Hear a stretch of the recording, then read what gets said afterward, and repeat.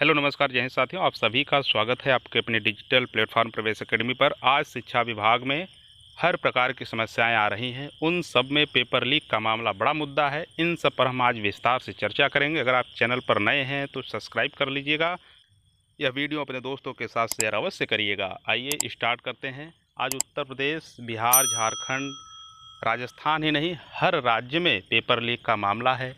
और पूरे देश का जब नीट का पेपर लीक हो सकता है तो राज्य का पेपर लीक कैसे नहीं होगा, इन सब पर हम आज विस्तार से चर्चा करेंगे। उसी से संबंधित आज JSSC PGT की परीक्षा के बारे में हम विस्तार से चर्चा करेंगे। वहाँ बीजेपी का हंगामा है और जहाँ बीजेपी सत्ता में है वहाँ बीजेपी चुप है, वहाँ कांग्रेस हंगामा करती है। लेकिन जहाँ आपका कांग्रेस विपक्ष में है वहाँ पेपर लीक को लेकर के तमाम दावे करती है, और जहां सत्ता में है वहां पैर पीछे खींचती है। तो ये जो सरकार में रहने और विपक्ष में रहने का दोहरा चरित्र है एक सरकार का, ये निश्चित तौर पर युवाओं को खोखला कर रही है, उनके मानसिकता के साथ खेल रही है, उनके तमाम विचारों को चकनाचूर कर रही है, उनके लक्ष्यों से वंचित कर रही है ये सरकार। क्योंकि ये सरकार पर डिपेंड होते हैं युवा, और इन युवाओं के साथ ये सरकार जब भी सत्ता में रहते हैं लोग तमाम प्रकार की समस्याओं से जुझवाने का कार्य करते हैं। ये JSSC PGT परीक्षा में एक ही सेंटर से 80% अभ्यर्थी कैसे हुए पास, CBI जांच कराए। ये बावरी जी हैं, प्रतिपक्ष के नेता हैं।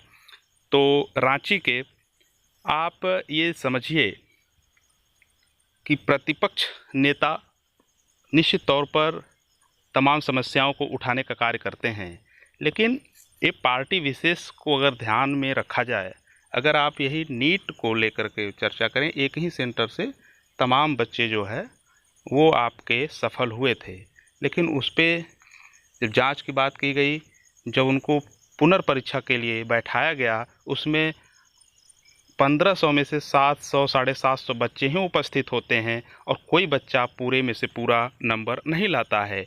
ये उन सभी दावों का पोल खोलती है जो तमाम प्रकार के दावे करते हैं। हमारे यहाँ पेपर लीक नहीं होता, विद्यार्थी पेपर अच्छे से देते हैं, बल्कि उनको गेस मार्क मिला है। तो तमाम जो है दावे आज किए जाते हैं। वहीं आपका लोकसभा में भी अगर ये चर्चा होता है तो वहाँ से भी सरकारें पल्ला झाड़ लेती हैं। लेकिन जब भी युवा शक्ति की बात होती है इस देश में, तो युवाओं को ये तमाम प्रकार की समस्याएं जो हो रही हैं इससे निदान कौन दिलाएगा।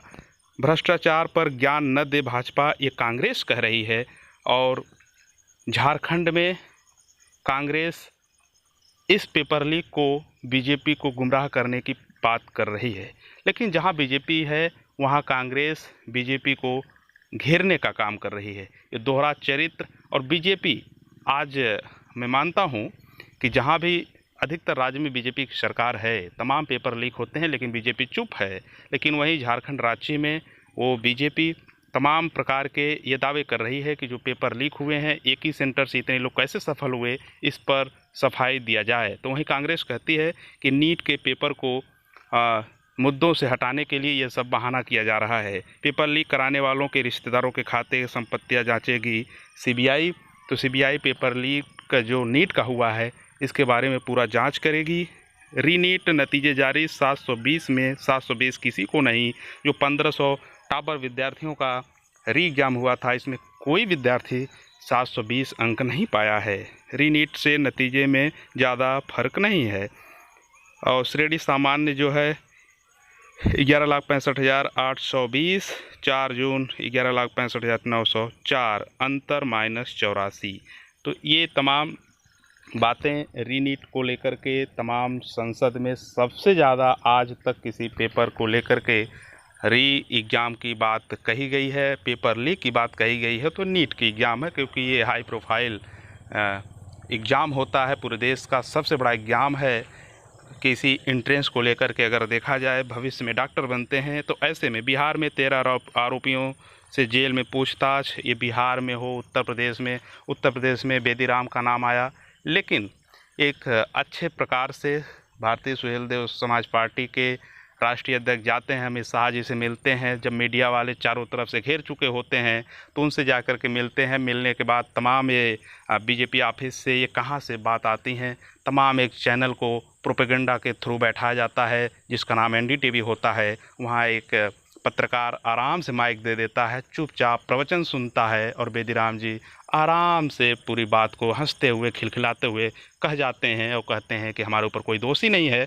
जो इंसान खुद चुनाव लड़ते वक्त 9 ऐसे आरोपी हुए हैं, 9 जगहों पर केस हुआ है अलग अलग राज्यों में पेपर लीक को लेकर के, वहाँ पर उनको कोई समस्या नहीं नज़र आती है। कहते हैं कि हम बिल्कुल निर्दोष हैं, सरकार चाहे तो जांच करा ले, अगर मैं दोषी हूं तो सज़ा मिले।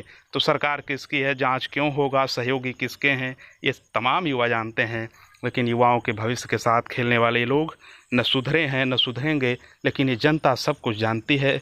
अब सरकार से यही उम्मीद करती है कि 10 सालों में, 15 सालों में, 5 सालों में एक वैकेंसी आती है। कम से कम गरीबों को एक जो छोटी सी नौकरी की आशा होती है, 5 साल से एक छोटे से कमरा में रह कर के तैयारी करते हैं, उनकी जो उम्मीदें हैं वो बरकरार रहें। लेकिन ये बीजेपी शासित ज़्यादातर प्रदेशों में ये हाल बेहाल है। वहीं अगर जेएसएससी पीजीटी की परीक्षा की बात करें, 80% अगर एक ही सेंटर से अभ्यर्थी उत्तीर्ण हो तो ये आप समझ सकते हैं कितना बड़ा नाइंसाफ़ी है एक तैयारी करने वाले विद्यार्थी का और उसके परिवार वालों का, जिन्होंने उनके खर्च को उठाया है, जिन्होंने उनको अपने आँखों से दूर रखा है तैयारी के लिए कि एक दिन ये जो है सफल होंगे। इस सफलता का श्रेय एक दिन परिवार को मिलेगा। लेकिन ये सफलता क्यों मिलेगी, कब मिलेगी, जब ऐसे ऐसे चंद चोर बैठे हुए हैं सत्ता में और सत्ता के साथ साथ पैसे के लालच में उनके सपने को बेचा जाता है, लाकर को तोड़ करके पेपर लीक किया जाता है और रातों रात रटवा करके कोई भैंस चराने वाला इंसान एक दिन में रट करके टॉप कर जाता है, माइक सही करने वाला, डीजे बजाने वाला टॉपर बन जाता है। वहीं 5 साल 10 साल तैयारी करने वाला विद्यार्थी जो लाखों रुपए अपने जीवन काल में लगा देता है तैयारी के लिए, उसके खाते में क्या आता है, सिर्फ निराशा, सिर्फ चिंताजनक आत्मविश्वास खोने का डर, परिवार के ताने, उन तमाम रिश्तेदारों के ताने जो ये देखते हुए कि कितने सालों से पढ़ रहा है, उम्र गुजरी जा रही है, बाल झड़े जा रहे हैं, लेकिन सफलता नहीं मिली है।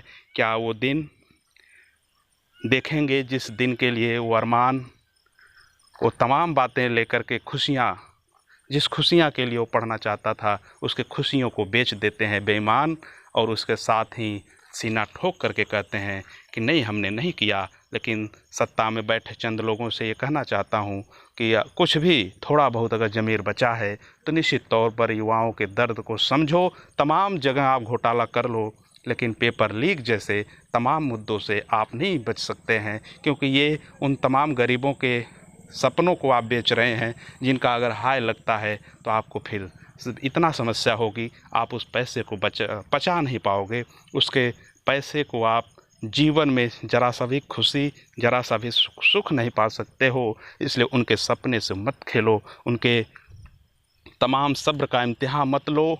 अगर आपको किसी भी प्रकार से सहायता मिल रही है, तमाम जगह है, अगर इस देश से भ्रष्टाचार ख़त्म नहीं हो रहा है, पेपर लीक में भी भ्रष्टाचार, पेपर करने में भी, कराने में भी, नौकरियों में भ्रष्टाचार करना है तो कम से कम इन क्षेत्रों से हट जाओ, भ्रष्टाचार करो। इस देश से भ्रष्टाचार नहीं मिटने वाला है, भ्रष्टाचार अन्य जगहों पर कर लो, लेकिन इस विद्यार्थी के जीवन के साथ मत खेलो। ये तमाम उन विद्यार्थियों का दर्द है जो एक सपने देखता है, छोटे से घर में पैदा होने वाला इंसान जब ये देखता है, सोचता है कि हम भी एक दिन सरकारी नौकर बनेंगे, उसके सपने को मत बेचो, उनके सपने को पंख दो, उनको उड़ने दो। अगर आप इतने लाचार हो, इतने बेईमान हो, इतने धूर्त हो, सत्ता के आंच में आकर के, सत्ता के साथ रह कर के भ्रष्टाचार करना है तो अन्य जगहों पर भ्रष्टाचार कर लो, इनके सपने को मत बेचो। तो साथियों, अपने इस बात को यहीं समाप्त करता हूं। अगर आप इस चैनल पर नए हों, चैनल को सब्सक्राइब करिएगा। अगर आपको लगा हो कि आपकी बातों को, आपके दर्द को हमने इस वीडियो में बयां किया है तो वीडियो को अपने दोस्तों के साथ शेयर अवश्य करिएगा। जय हिंद, मिलते हैं नेक्स्ट वीडियो में। नमस्कार।